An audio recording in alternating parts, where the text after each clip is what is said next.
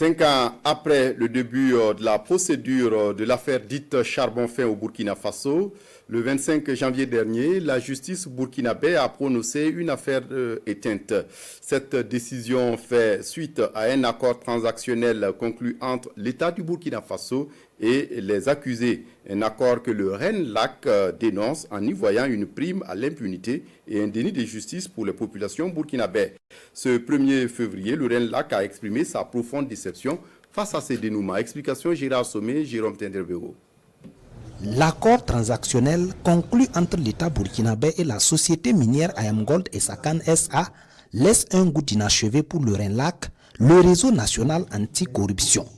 À ce face-à-face avec la presse, Sagado Nakanabo et ses proches collaborateurs regrettent un choix privatif de vérité pour les Burkinabés. Au moment où la vérité, où on était proche, selon nous, de la vérité, on a abandonné le jugement pour la transaction. Or, nous, on pense qu'on aurait pu faire le jugement et puis faire la transaction, puisque ce n'est pas incompatible.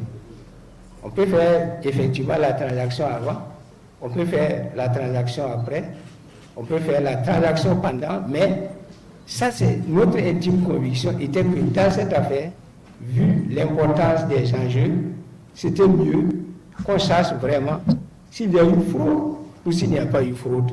La signature de l'accord transactionnel est intervenue le 26 janvier dernier. L'autorité justifie ce choix par la préservation des intérêts supérieurs du Burkina Faso. Un argument jugé pas suffisamment convaincant pour le RENLAC, d'autant plus que Sakan SA ne s'est jamais confessé, si ce n'est un passage de l'accord qui révèle que la société minière reconnaît son tort, martèlent les conférenciers. On a manqué l'occasion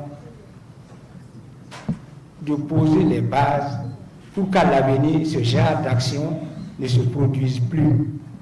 Vous qui êtes de la presse, vous savez que Sakan là, ce n'est pas leur première transaction. Ils en ont fait d'autres. Même pendant que cette procédure-là, jugement-là, ils ont fait d'autres transactions qui ont donné lieu à des procès.